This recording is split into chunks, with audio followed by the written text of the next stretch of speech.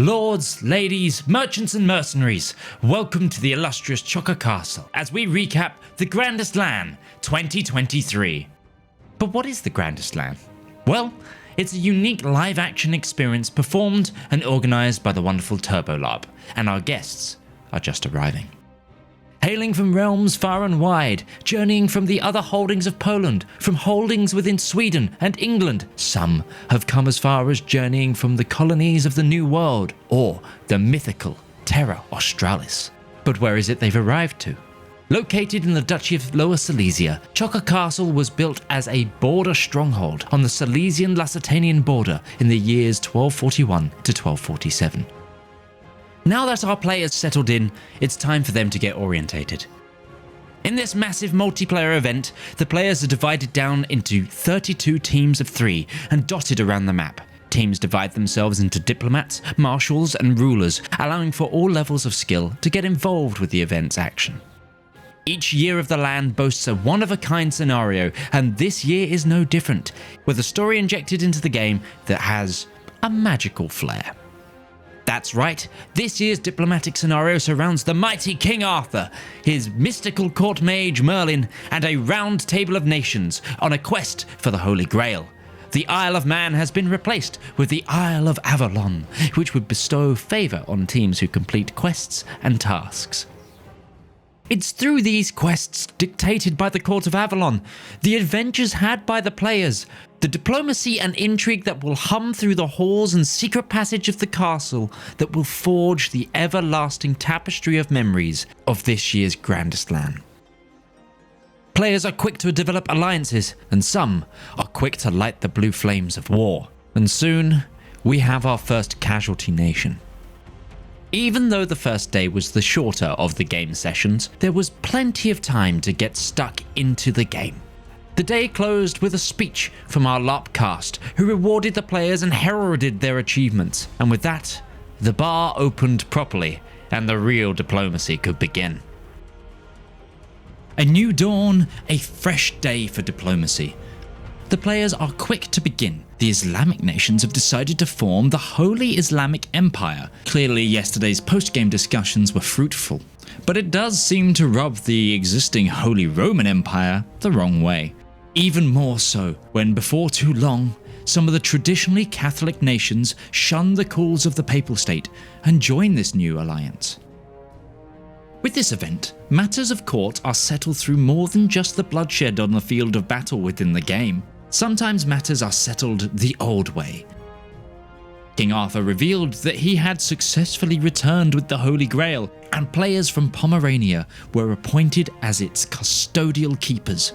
Europa Universalis takes place over the course of a period of technological enlightenment, where the old weapons of war were replaced by the new. Yes, to complement the historical showcases of the event, the Grandest LAN gave the players the chance to shoot period-accurate muskets and bows in the luscious surrounding castle grounds, as a respite to the 12-hour-long gaming sessions taking place between its historied walls. Speaking of history, the timeline unfolding within this year's Grandest LAN was shaping up to be a spiritual struggle. Maybe something in the waters of the Holy Grail caused this chaos, maybe something darker. Many nations began to turn their back on their previous faiths to find new forms of guidance. The Catholics and Sunnis were forming their own diplomatic leagues. Protestantism was on the rise. Some nations such as Navarra proclaimed faith for the old ways and began following the teachings of Odin. The once proud Catholic state of Bavaria put its faith in Shinto? And with that, a great holy war was fought and lost. The Pope was exiled to Korea, and all established status quo hung in the balance. Within this tumultuous time, a true hidden evil would arise. But before the darkness rears its head, the players are treated to one more night of respite with more historical displays and merriment. And thus, another day rounds down on our grandest adventure, and with it, the final day dawns.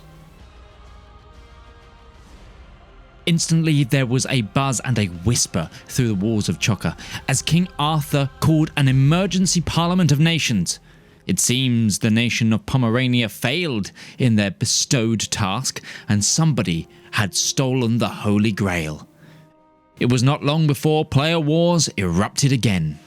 But the question remains, who stole the Grail? There is one who's been ruling the court from the shadows.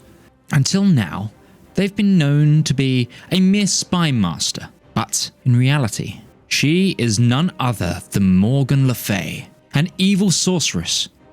She created a new nation and began to gather herself an army under her dragon banner. The castle began to divide between Arthur loyalists and Le Fay rebellion. Early skirmishes broke out in Europe, and as the battle lines were drawn, a great difference in power became obvious to the game masters and players alike. This gives us a moment to talk about another aspect that makes the Grandest LAN so special. The camaraderie that forms in the player base is unlike any other.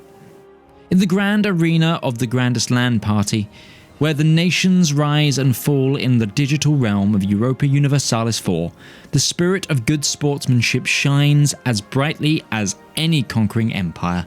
It is a testament to the camaraderie and sportsmanship that define this incredible event. It's both a celebration of fierce competition and mutual respect.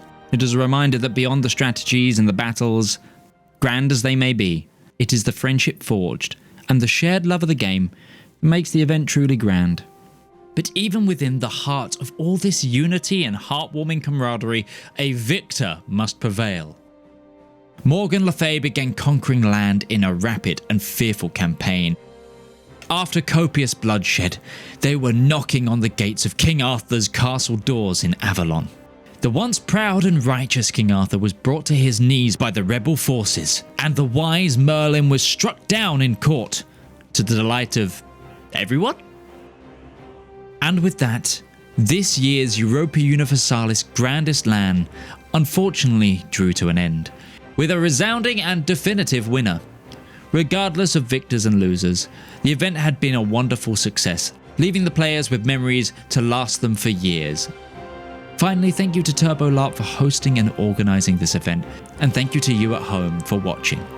Remember to like and subscribe to the video, and maybe we'll see you next time the Grandest LAN opens the castle gates to another adventure.